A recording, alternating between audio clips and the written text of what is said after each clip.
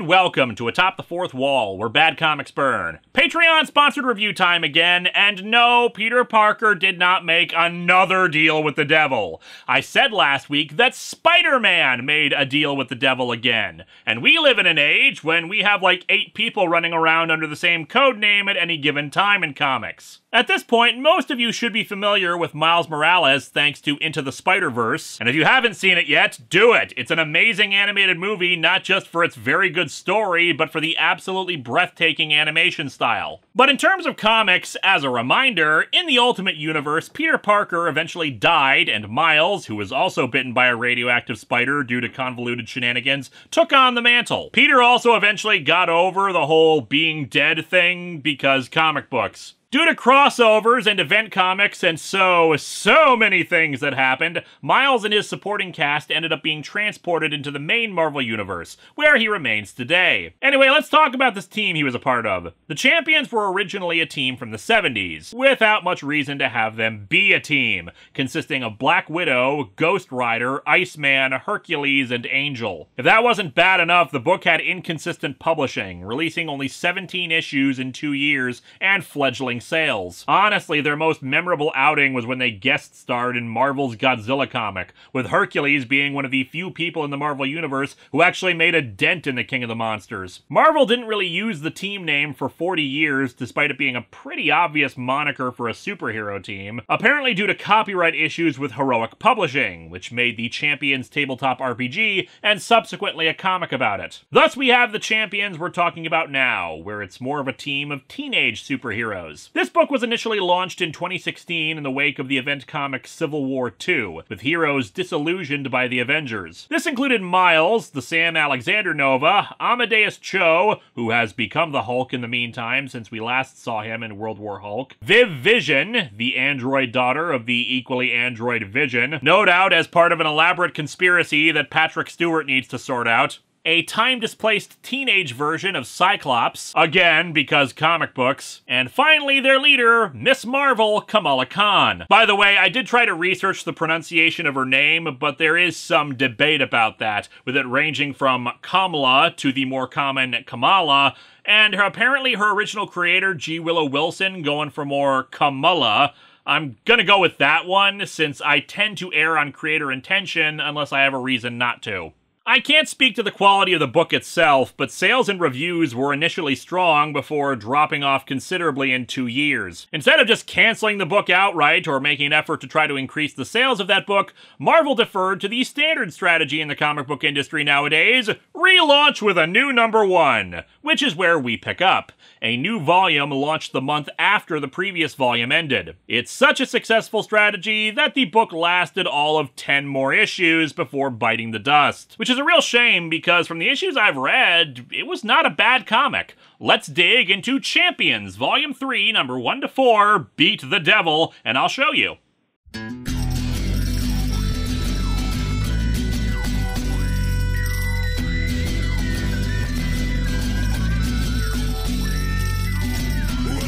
to Atop the Fourth Wall, where bad comics burn. Linkara's gonna teach you all a lesson you won't learn. Brodsky, you're not the smartest. Life out, you're not an artist. Anyone who's had a bad comic published, it could be your turn. Linkara, he's a man punch, wears a birdie hat. Linkara, he has a magic gun.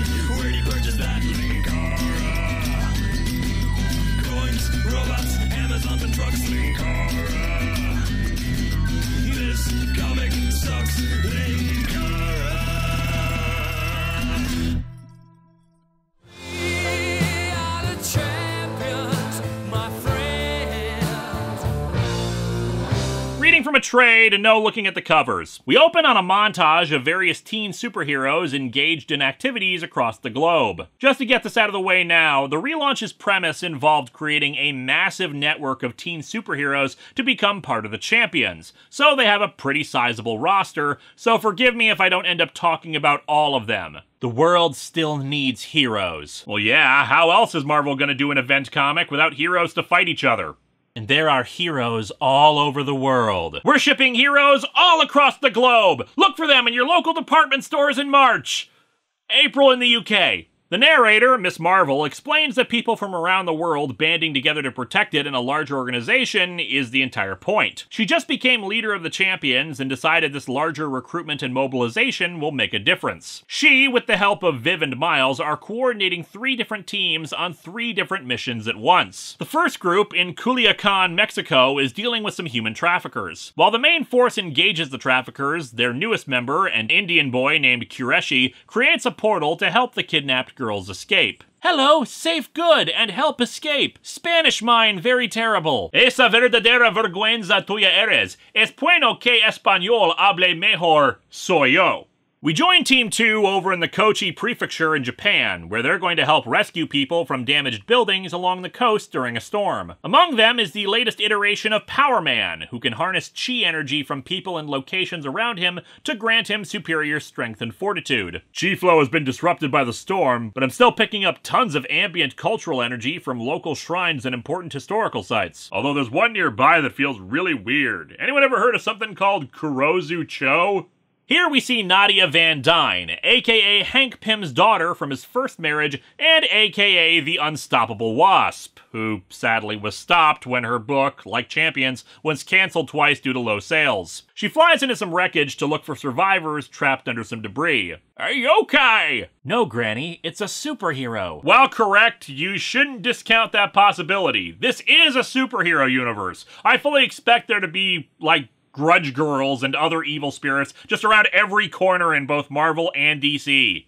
With Team 2 continuing its efforts, the final team consists of the original champions, minus the aforementioned Sam Alexander, aka Nova, who apparently lost his powers some time ago. He'll act as the new liaison while the others head into Dubai. They also have a pool of reinforcements ready to call upon should they need them. Miss Marvel has been very busy recruiting on the forums. Just got a weird message from one of them.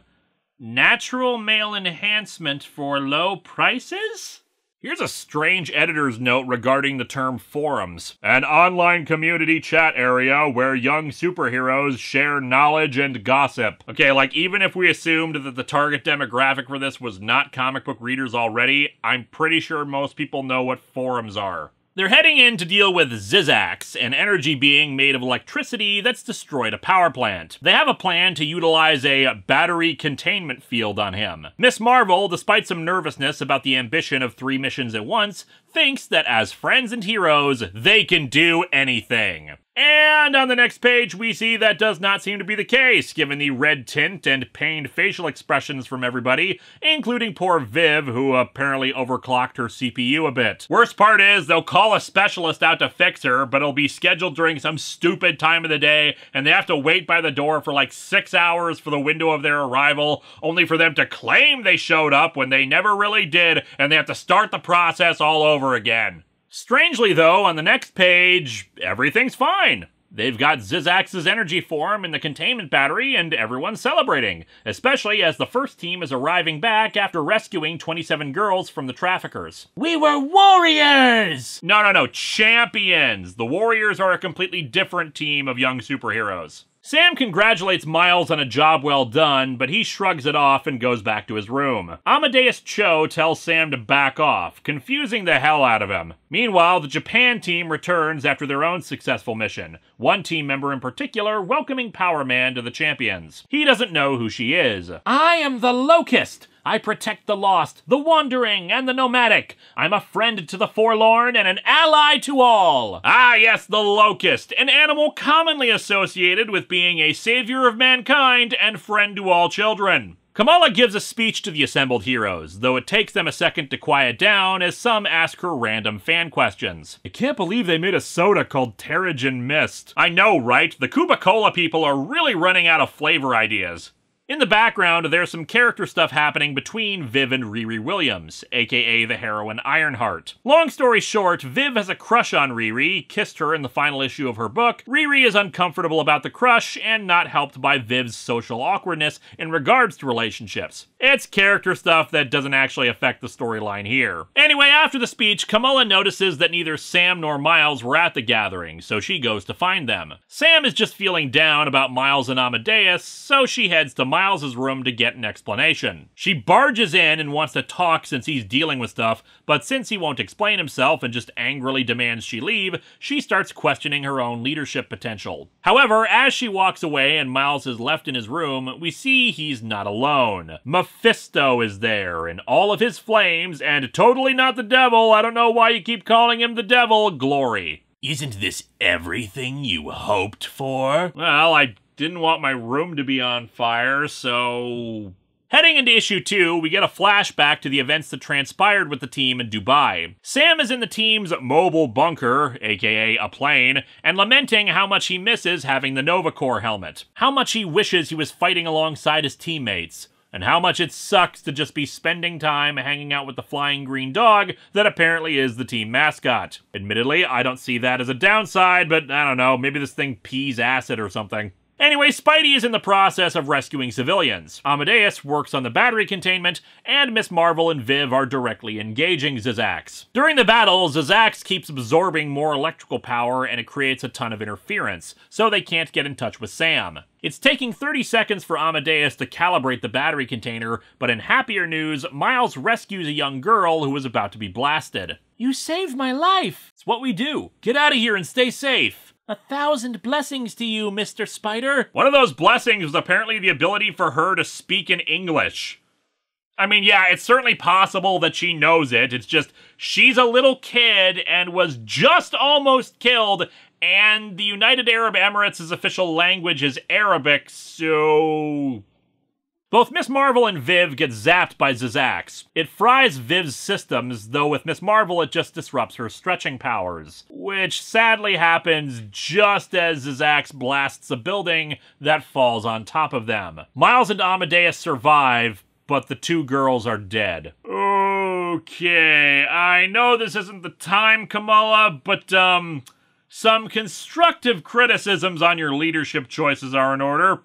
First of all, having two team members vulnerable to electricity going up against the electricity monster, probably should have rethought that. Miles tries to recover despite this, reminding Amadeus that they still need to look for survivors. They try to call Sam for help, but the interference is still affecting things, as told to them by Mephisto, who shows up. Death, destruction, heartache.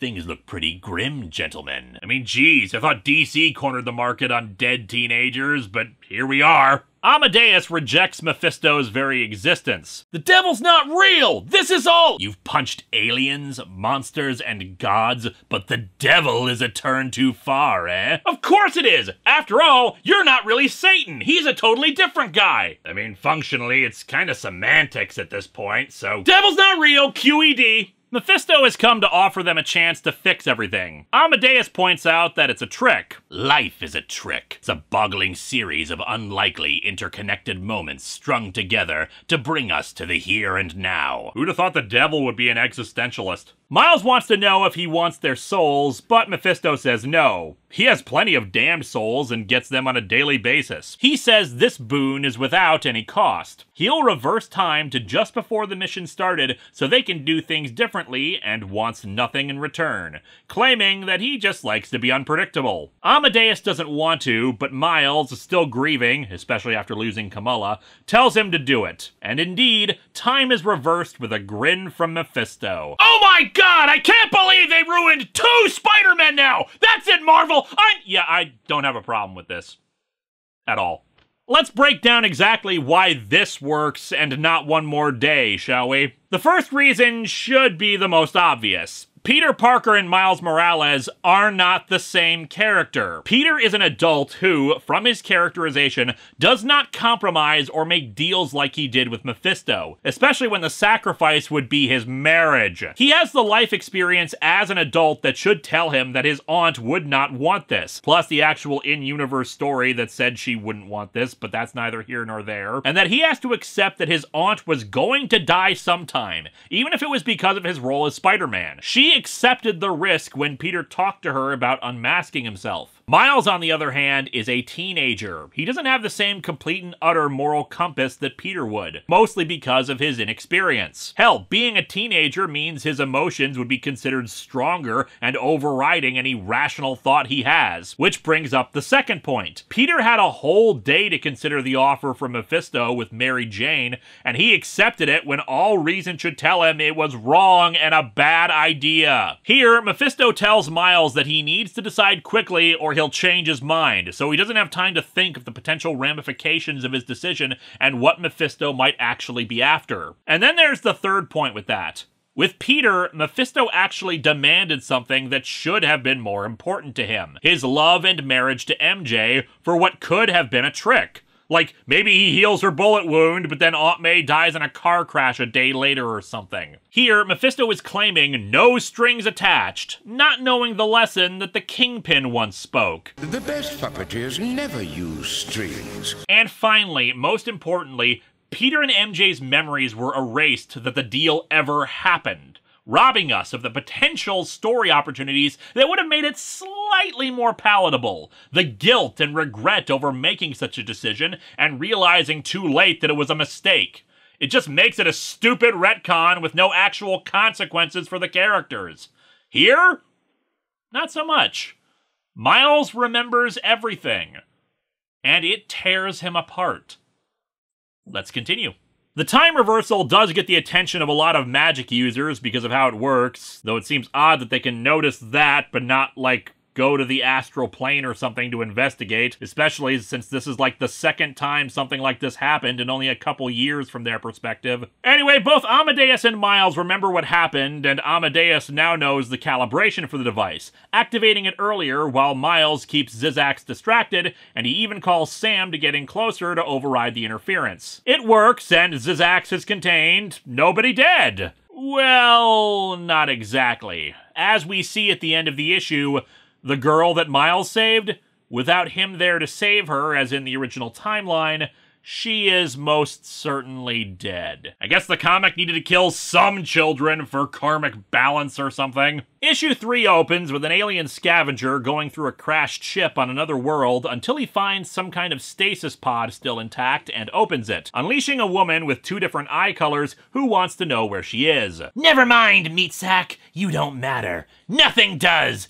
Nothing except vengeance! Glorious vengeance, which I shall rain down upon Sam Alexander, the boy who dares call himself Nova! My pantsless and shirtless vengeance begins now! Back on Earth, the champions are engaged in a training exercise. A thing I really like about this is, much like my favorite comic of all time, JLA/Titans The Technis Imperative, the narration gets the reader up to speed on who some of these characters are with a quick rundown of their powers. After all, Locust is not exactly a household name, so telling us what her abilities are gives us a brief insight into what they can bring to the table while allowing her dialogue and interactions to show off her characterization. It's efficient, and I wish more comics did it. It's an easy way to get new readers up to speed. During the training, Sam accidentally gets knocked aside and caught by Miss Marvel, much to his irritation. He's still upset about not having his powers, and Miles being cold and distant isn't helping his mood. Miles, in the meantime, is flashing back to Mephisto's appearance last issue. "Why are you here, Mephisto?" After such a traumatic event,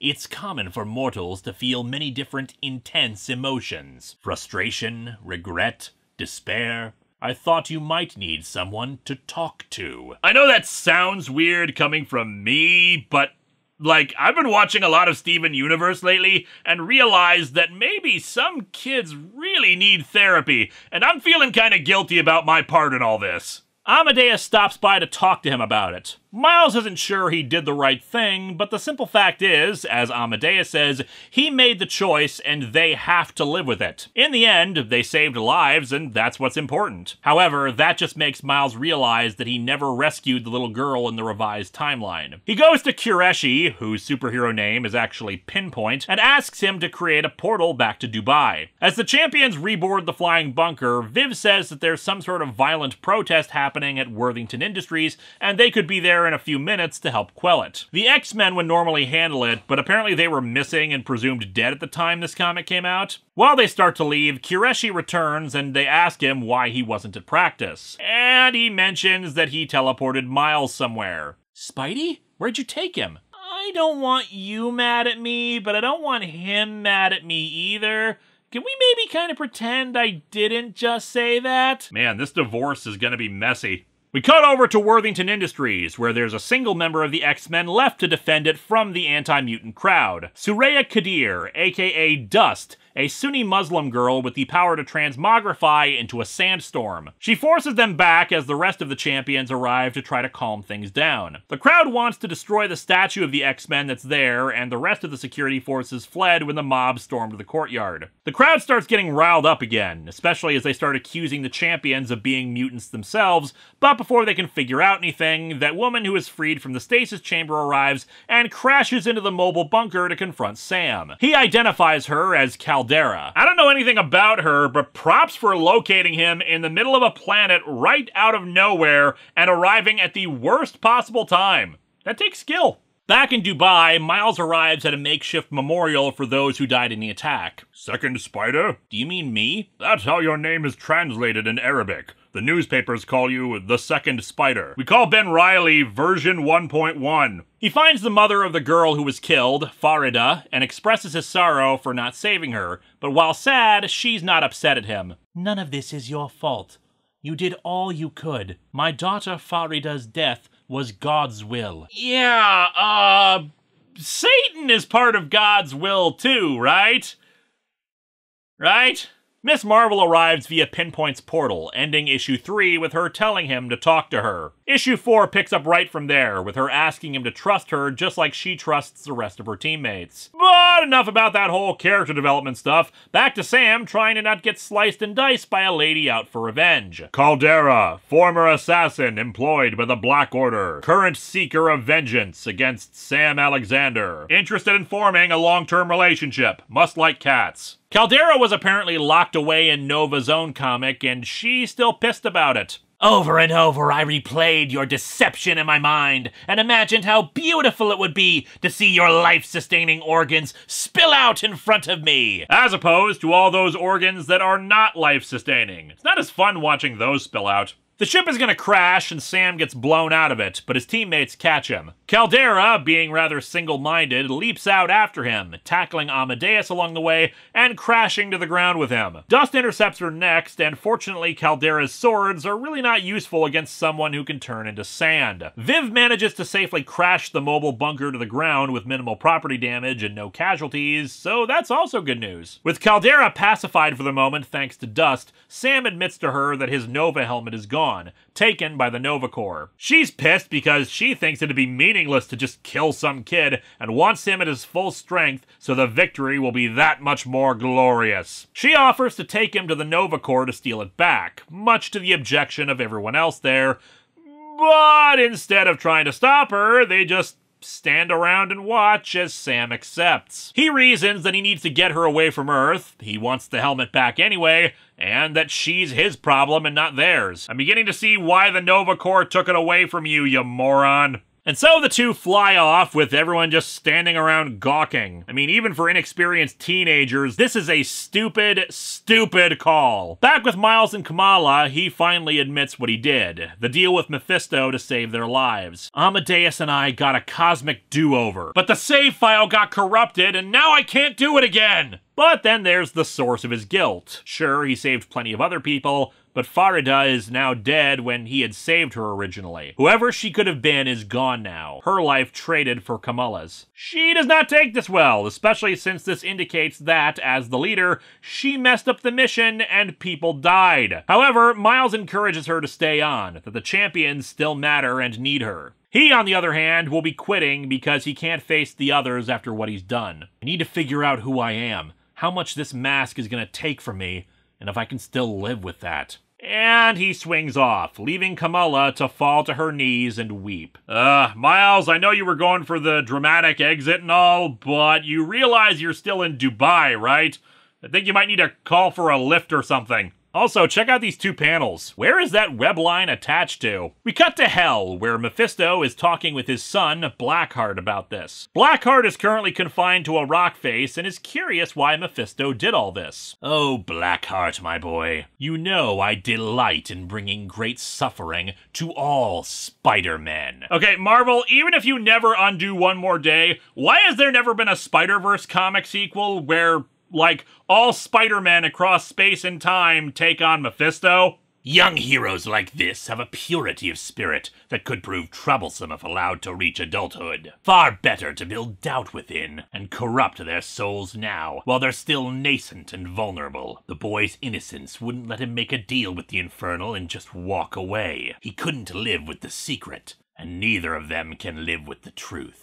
I relish this anguish, the kind perfectly attuned to a soul's best intentions. It is a self-inflicted wound I shall feast upon for many years, and if the pain grows beyond their capacity to endure it, then I shall offer them a splendid solution that only I can provide. Or, you know, I could just take his marriage away while leaving everything else pretty much the same and then erase his memory that he ever did it. I guess that works too. And so our comic ends with him telling Blackheart that he's going to use him to help extend the torment of the champions. I do find it twistedly ironic that in a storyline called Beat the Devil, they do not, in fact, beat the devil.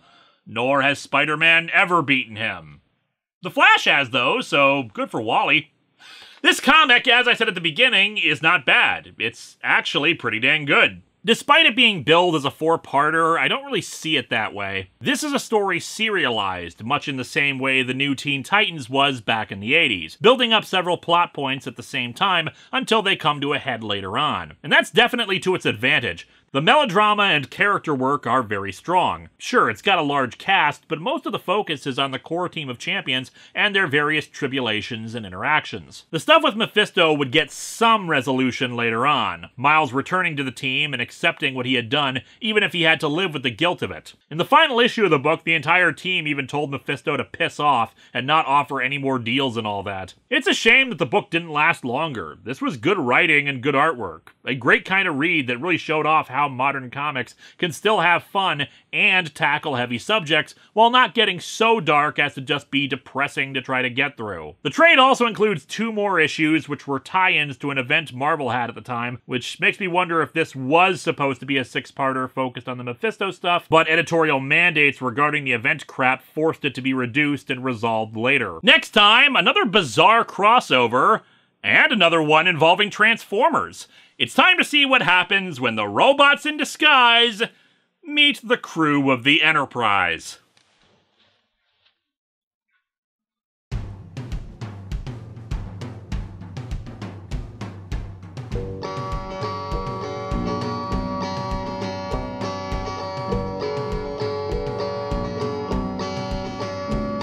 I'm sitting on my couch reviewing comics.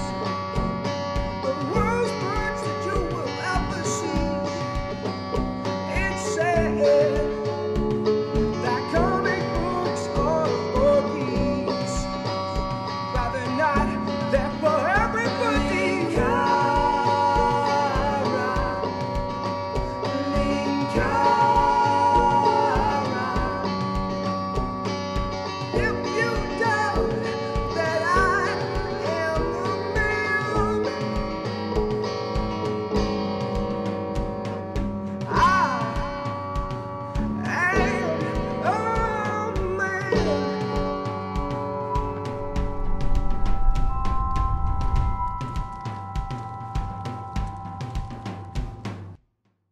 Were my hands unbound, I would applaud you, Father. Since they are, though, please enjoy my celebratory wiggling. Hello, my friends. Please be sure to like this video, subscribe, hit the bell, and share it with others. And if you get a chance, maybe check out my Patreon.